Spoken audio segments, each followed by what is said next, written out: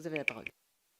Merci Madame la Présidente. Monsieur Foll, j'aimerais d'abord vous remercier pour la qualité de votre rapport et en profiter pour souligner que, en quelque sorte, un certain nombre de vos recommandations ont déjà été prises en compte au fil du processus par EDF, puisque si aujourd'hui la construction arrive à terme, c'est bien qu'il y a eu une restructuration du management du projet et que certaines des recommandations que vous produisez aujourd'hui ont déjà été mises en œuvre sur la fin du projet. Souligner à quel point le sens du collectif que vous avez rappelé dans votre propos introductif est important et dire que ça fait tout à fait écho, par exemple, à ce que j'ai pu observer de près à Fessenheim, où une mobilisation collective de l'ensemble des salariés par les dirigeants a permis de faire en sorte que cette centrale qui était pointée du doigt par tout le monde et malgré les accusations a été en matière de sûreté et de production énergétique ces dernières années des plus performantes du parc français. Pour autant, toutes ces questions d'attractivité de la filière nucléaire, est-ce que, telles que vous les posez,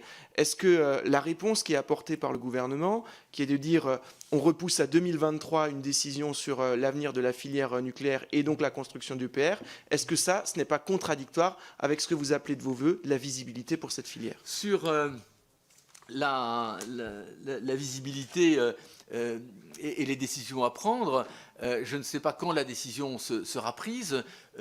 En fait, Madame Borne et Monsieur le maire ont tenu des propos expliquant que c'était 2021 ou 2023. La décision n'était pas encore très claire. En fait, je crois que le gouvernement n'a pas encore pris position de façon limpide sur le moment où une décision sera prise sur ce point. Ce qu'il y a sans aucun doute, c'est qu'il faut qu'elle soit prise à un moment donné.